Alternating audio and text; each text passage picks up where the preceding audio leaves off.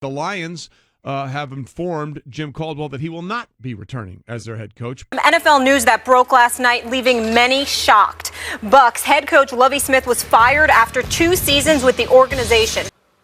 Yes, in fact, Steve Keim, the general manager, was in the meeting with Michael Bidlow where he officially informed Steve Wilks that he would be fired. Since 2003, NFL teams have had to interview at least one minority candidate for an open head coaching job. But the actual outcomes are glaringly depressing. There are only 3 black head coaches right now. And after the Giants picked Joe Judge over Chiefs offensive coordinator Eric Bieniemy, one coaching agent told the Washington Post's Robert Klemko that black assistants are, quote, starting to feel like there's no future for them in the NFL, end quote. So, Bo, why do you think the NFL head coaching landscape looks the way it does? Racism? So when I thought about this idea and this concept, I wasn't quite sure I was actually going to write anything. I thought it'd be one of those things that I came up in my head. I kicked it to Ron in the group me, and we just kind of said we'd do it, but we'd never get to it. But now, 2 weeks after coming up with this concept, here we are. Video essays have always interested me in a number of different ways, in the ways that you can really convey information in a visual meme and try and educate and entertain simultaneously. I think after speaking with guys like Terrific Tariq and watching guys like Quentin Reviews and things like that on YouTube, I think there's a lane here. And so Ron said this is something he wanted to do with our channel, and I'm honored that he let me kick off the first one after stealing his idea. So without further ado, let's get into this. When I first began thinking about this topic, I quickly realized that I didn't want to dive deep into the history of racism in sports and entertainment. I didn't want to dive into the macro and microaggressions that have harmed African-American players over the years. I simply wanted to focus on the rule and how it just doesn't work. But then I really started thinking. I've recognized that without historical context, it becomes harder to drive the point home. A lot of people who are way smarter than me have been shouting about this subject for years. And as fewer and fewer ears began to hear them, they just got frustrated and laid all the blame where it should be. Where everything we do to try to soften this has to stop. So it's just like, oh, it's an unconscious or a conscious bias. It don't matter which one it is, because we've been telling you for decade after decade that this is what you're doing, and none of them really want to make any measure of change in spite of being told over and over and over again, this is what we're doing. We're not going to get to the bottom of solving this or any other issue that matters with race as long as we keep centering the feelings of white people when we talk about this. And if we keep talking about this in a way where we're just trying not to hurt people's feelings, then nothing is ever going to get done, because the only way to fix this is to hurt people's feelings. So what we got to do, like as a media, for example, we got to start shaming these clowns, man. Because whenever this comes up, somebody called me, they want to do an interview, and they ask me, well, what do you think we can do to change it? What the hell you mean we, right? What do you think we can do, or what do you think is going to happen? Are these guys just going, we just have to keep waiting on them? Why are we waiting? We got power to push them, except people don't like hurting white people's feelings. Now, Bomani is absolutely right. Open discussions on race don't happen too often in public spaces, and when they do, they are indeed almost always centered around whiteness and the white perspective. Now, part of that is purposeful. People are actively trying to use perspective to create sympathy. However, the issue is that it's hard to center discussions about racism and systems in place to maintain a racial hierarchy around whiteness, because whiteness usually has no vantage point on how to internalize that feeling. Anecdotal examples of being the only white person in a room or group are usually minuscule and fail in comparison. Sure, maybe you've been judged for your whiteness in small settings, but this country is still built and centered around you and your experiences, especially as a white male. So let's dive into what the Rooney Rule is and why the NFL instituted this back in 2003. In 2002, Tony Dungy and Dennis Green were unceremoniously fired from their head coaching positions of the Tampa Bay Buccaneers and Minnesota Vikings, respectively. The two men were two of the winningest coaches in the history of their respective franchises. Before hiring Tony Dungy in 1996, the Tampa Bay Buccaneers had a franchise record of 95, 216, and 1. That goes all the way back to their inception in 1976, and that's an abysmal winning percentage of 30.4%. Dungy's arrival led to a division title in 1999, their first since 1981. 3 wild card berths in 97, 2000, and 2001, and an NFC Championship game appearance in 1999 that ended in a questionable call regarding a Keenan McCardle non-catch. Under Tony Dungy, the Buccaneers were no longer seen as a joke. They had a feared defense, one of the league's best, littered with future Hall of Famers like Warren Sapp, John Lynch, and Derek Brooks. Their offense struggled at times with Trent Dilfer under center from 95 to 99 before Sean King had to take over due to injury. King would lead the 2000 season before the reins were handed back to Brad Johnson, who eventually would help Tampa win a Super Bowl in 2002. Still, this wasn't enough. After a 9-7 finish that resulted in third place in the NFC Central and a 31-9 wild card loss against the Philadelphia Eagles, Tony Dungy was let go. This was a man who was touted by the Chuck Noll as a future head coaching candidate, and it took him 10 years to get from recognition to promotion, and within 5 years, it was gone. It didn't matter that he took a franchise that was known for being a laughing stock in the league to being a possible Super Bowl contender. It didn't matter that the turnaround was in such a short amount of time that a lot of people were bewildered that it didn't happen. He just was let go. The franchise was ready to move on. Denny Green stemmed from the Bill Walsh coaching tree, and he was personally touted by Walsh himself to be the next black head coach in the NFL. See, at that time, the NFL's first modern-day black head coach was Art Shell, or, well, he's always been the first modern-day black head coach, but Dennis Green became the second one. That was an incredible landmark. He became the head coach of the Minnesota Vikings in 1992 and posted a minimum of 8 wins per season from 1992 until 2000. This included a spectacular 15-1 season in 1998 with a record-setting offense that was a Morton Anderson kick away from a Super Bowl appearance. The 2001 NFL season was the first season in Green's tenure that the team posted a losing record, and he was immediately let go. On September 30th, 2002, a year after the firing of Tony Dungy and Denny Green, Johnny Cochran and Cyrus Meary released a lengthy 78-page report titled, quote, "Black Head Coaches in the National Football League, Superior Performance, Inferior Opportunities." The study had a dedication which simply read, quote, "We dedicate this report to Art Shell, Tony Dungy, Dennis Green, Ray Rhodes, and Herman Edwards, the 5 black NFL head coaches of the modern era, each of whom had a skill, courage, and tenacity to burst through the glass ceiling. In the tradition of Jackie Robinson, these men are civil rights pioneers." In the 2003 Chris Rock film, Head of State, Rock's character, Maze Gilliam, has a speech he gives to his campaign advisor, played by Dylan Baker, that reminds me of something my mom always taught us growing up. There's a clip I wanted to use here, but unfortunately I can't find this particular clip online. It's from a 2003 film called Head of State, which stars Chris Rock and Bernie Mac, in which Chris Rock is an alderman who is selected by who I'm presuming to be the Democratic Party to run for president because basically somebody dies or something, whatever. Anyway, he's the unlikely candidate who all of a sudden starts to take off, and then something unfortunate happens and his campaign begins to crash. There's a scene where Maze Gilliam, played by Chris Rock, is talking to his campaign manager, who's played by Dylan Baker. And Dylan Baker basically flat right asks him, like, "Hey, look, I'm sorry all this happened, but I don't think you should quit." And Chris Rock says, "Who said I was quitting? I wish I could quit.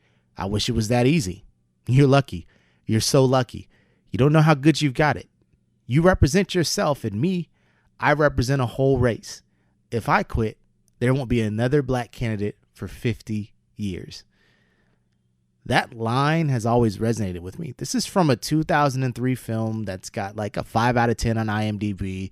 Hardly anybody really remembers it or remembers what happened in it. And if I went back and watched it, I'd probably cringe at a lot of the scenes. But that part has always resonated with me.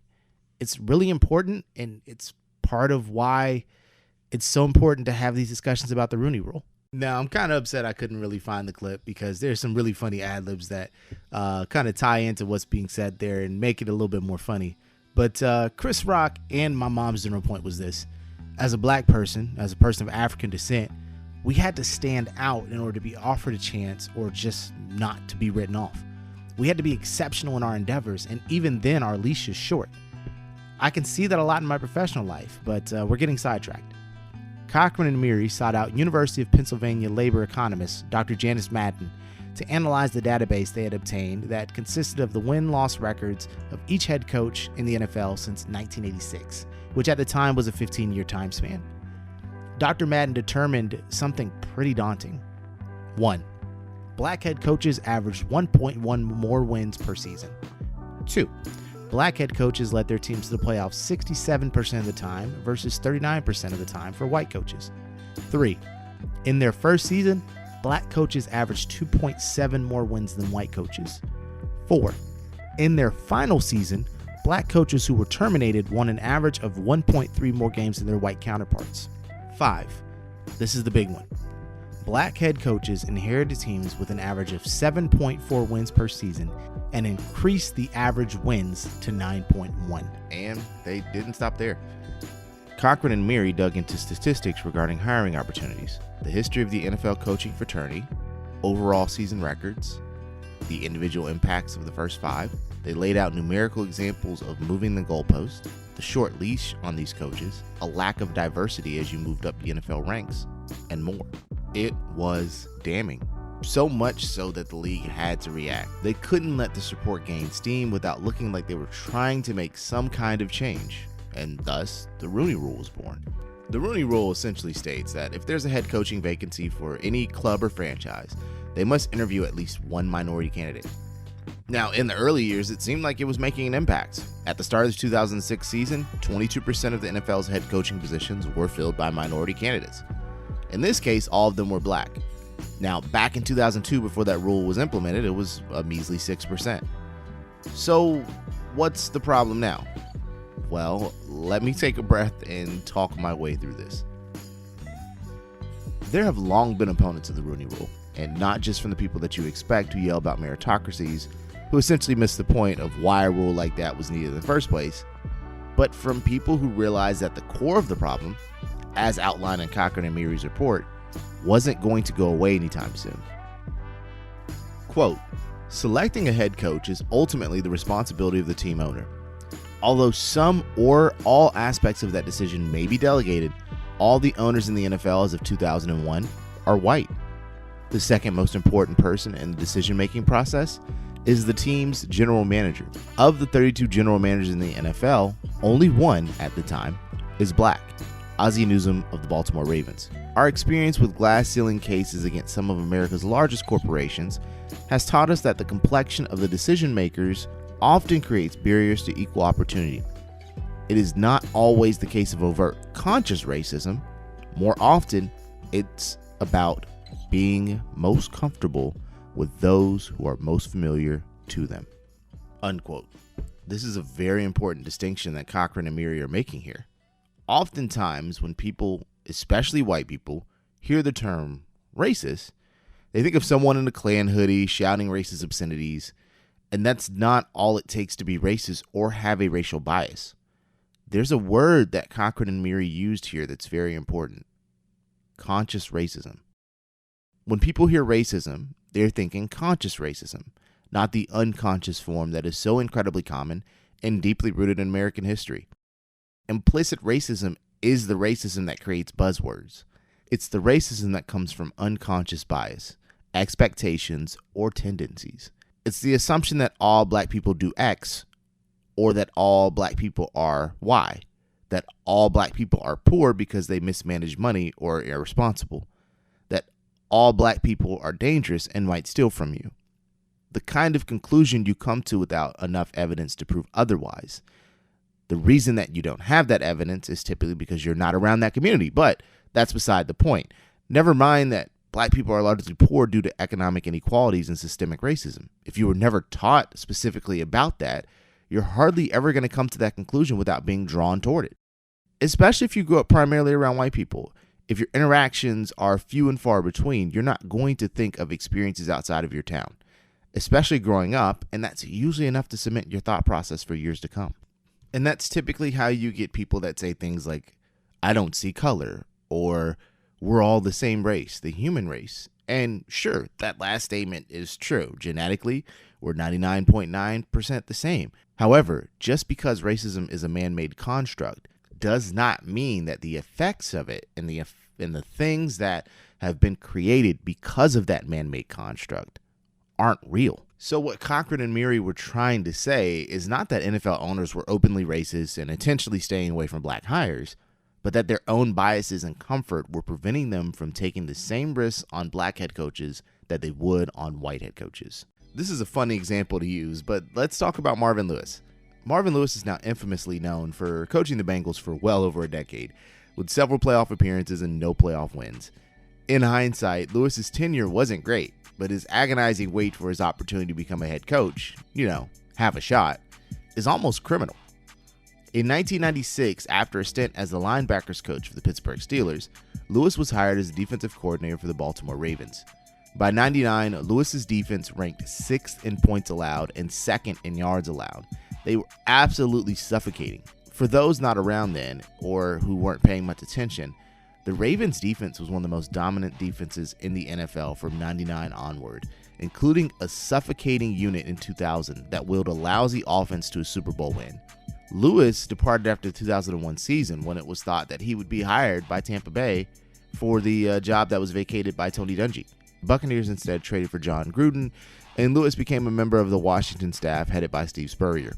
He eventually got his shot a year later in Cincinnati, in 2004, a full 8 years after becoming a defensive coordinator of one of the best units in the NFL. It is absolutely insane to think about how long Marvin Lewis had one of the league's best defenses before being offered an opportunity. For example, Mike Nolan, who took over after Lewis in 2002, was offered the Niners head coaching job in 2005. Rex Ryan went from DC of the Ravens to head coach in 4 years. Now, I know, as I said before, Marvin Lewis isn't the greatest example. He was in Cincinnati for 14 years, made several playoff appearances with no wins, but he also was hired by one of the worst and inept franchises in the NFL, who is known for having an owner who's notoriously cheap. Now, you could say that Marvin Lewis is now responsible for moving the bar of what it takes to be a successful Bengals head coach, and that's the same argument people use with Dungy's firing in 2001. But let's move on to a more modern example. Take the Chiefs coaching staff that you've been hearing about nonstop for the last few weeks. Under Andy Reid's tutelage, Doug Peterson and Matt Nagy were able to earn head coaching jobs with the Eagles and Bears respectively, with Peterson winning the Eagles a Super Bowl in 2017, probably the greatest feat from anybody under the Andy Reid coaching tree. Don't fact check me on that, I'm ad-libbing there. Peterson served as the offensive coordinator for 3 seasons. Nagy served for 2. Eric Bieniemy has been the Chiefs' offensive coordinator for 2 years now, since 2018, and he's been passed over on the coaching search by Joe Judge, Matt Rule, Ron Rivera, Mike McCarthy, etc. And to be totally fair, McCarthy has a Super Bowl win and Rivera has appeared in one. I also wouldn't wish going to Washington on anyone, and I hope he's ultimately successful. But the greater point is that retread hires a college coach who is great at a mediocre program and a special teams and position coach all got offers before the man in charge of one of the most innovative and explosive offenses in the league. Now, when I wrote this, the divisional round of the playoffs had not happened yet when I originally wrote this. However, as you're hearing this, of course those things have happened. I'm not going to dive into every anecdote of a black coach getting way more time than they deserved, Hugh Jackson, or a white coach getting let go before it was time to. We'd be here all day. But what I do want to highlight is the absurd way the NFL owners and general managers see potential in white candidates that they don't see in black coaches. It's the QB conundrum that we're finally starting to break, reflecting in coaches. Yet, as I mentioned before, only 18, that's right, 18 black head coaches have been hired in the modern era. You can go all the way back to World War II for that stat. That extends back to Art Shell, who became head coach of the Raiders in 1989. A newer study conducted by the Global Sport Institute at Arizona State University, pushed by the undefeated, focused on race, prior experience, and future experience for head coaches, offensive coordinators, and defensive coordinators from 2009 to 2018. Since 2009, nearly 40% of head coaches hired were former OCs, and at least 77% of OCs in the league each year were white. That means no less than 25, or if we were to flip that around, no more than 7 were considered minority. During the 2010, 2011, and 2016 hiring seasons, every newly hired offensive coordinator was white. And since 2009, 91% of the offensive coordinator hires have been white. In 2019, only 2 minority offensive coordinators were in the NFL, Eric Bieniemy and Byron Leftwich. To extract further, 14% of white coaches were hired as head coaches again the season after they were dismissed or left the team. Hugh Jackson and most recently Ron Rivera were the only minorities to do so. And in Hugh Jackson's case, it was a couple years before he was rehired as a head coach. He was the Raiders head coach before becoming the Browns head coach. Meanwhile, as cited by the undefeated, Mike Mularkey, twice, John Fox, twice, Chip Kelly, Adam Gase, Pat Shurmur, Bruce Arians, Doug Marrone, and Mike McCarthy have all been hired coming off their most recent available season. Remember, Arians retired and was immediately rehired upon coming out of retirement. Now, this isn't a knock on Arians either. He's been one of the most progressive coaches when it comes to building a diverse coaching tree, one that not only includes minority candidates, but also women. But he would be the first to tell you that he benefits from his whiteness. Mike McCarthy took a year off after being let go by Green Bay, but as soon as he reemerged, he was hired by the most high-profile franchise in the league.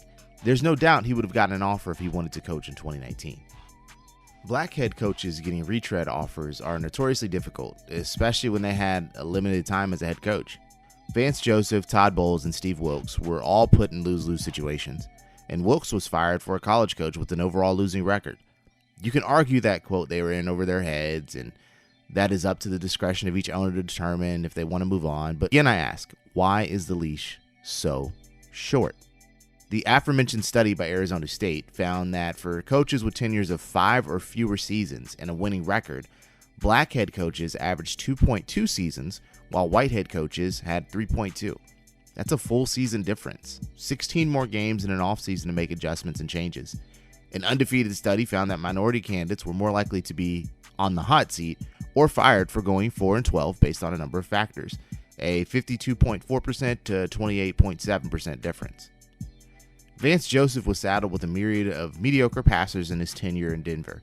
Brock Osweiler, Trevor Siemian, Paxton Lynch, Chad Kelly, Case Keenum. Steve Wilks inherited an awful roster and was let go after one season. Todd Bowles had a hot start in 2015 before the bottom fell out on failed QBs Christian Hackenberg and Bryce Petty, and he was forced to use stopgats like Ryan Fitzpatrick and Josh McCown. Bowles has since rebounded, coordinating a Tampa defense that has risen to become one of the league's better units, and hopefully he'll be a retread hire. Now, let me be clear, this isn't a piece to complain about the white man or anything of that nature. This is a piece that focuses on two important things: quantitative data, which is used to analyze a qualitative statement. Black coaches are overlooked as hired candidates. It's a tale as old as the concept of race itself. Maybe by loudly complaining about the treatment of black head coaches or black coaching candidates and threatening the NFL's pocketbooks, maybe we can make noise. Who knows? But it's not just an NFL problem. It's a football problem. This extends to high school, if you believe it or not. It's prevalent in college football, and I'm sure it'll exist within the XFL or any other minor league that's out there if you dig through. You don't need statistics to figure this out. You just need to know history. And it all goes back to the old adage I referenced before. You've got to be twice as good to get half of what's offered. Now, if you enjoyed this video, and I hope you did, then please subscribe to thekidswearcrowns.com. Subscribe to our YouTube channel, which you're currently watching. Follow us on Twitter at the KWC blog. You can follow myself on Twitter at EagleEye1906. I love having these conversations. The basis of my thesis for my master's program revolves around the concept of race and the social injustices that it's led to, the way that our society has been constructed, and how that affects things all the way down to like education. And hopefully, if I'm able to get into this doctorate program that I want to get into, my dissertation will revolve around that as well. But I'm somebody who, I don't want to say only recently has kind of sparked an interest in this. The interest has always been there, but I finally found a pathway into it. And being able to intertwine my passions with sports, that's a really big thing for me. I've always been a football fan for as long as I can remember, and it's gone all the way back to watching Steve McNair play games back in the 90s, and Steve Young and Dan Marino. Those were my childhood heroes growing up. So it's something to be able to dig into this and kind of see these issues, because I'm sure there's a lot of young black men like me who've wanted to break into the coaching ranks who have had a hard time doing so, because on the professional level, it seems like they want you to be a former player, and on the collegiate level, it just seems impossible. So what are you to do? And hopefully this kind of gives people some data and gives people some concise information to be able to really put forward an answer. And if we can put forward an answer and we can solve the problem, then great. I know there's going to be a couple of you out there who look at this and go, why does everything have to be about race? And, why can't we just have our sports without politics? But there's two things there. One, whether you like it or not, in America, everything is about race. We built our entire country off of that concept and about one being better than the other. And two, I'm sorry, but for a lot of us, we can't separate these things because it's life. It's our everyday life. And so if you've made it through this long, hopefully it wasn't because you were hate watching. Hopefully it's because you actually were interested in what was being said. And if you want to talk to us further, then go ahead and follow those accounts I just mentioned on Twitter and subscribe to our website. And yeah. Shout out to Ron for putting the visuals together on this video. We have credited all of the songs that we used for background instrumentation. So if you want to see those, look below. But other than that, thank you and have a wonderful day.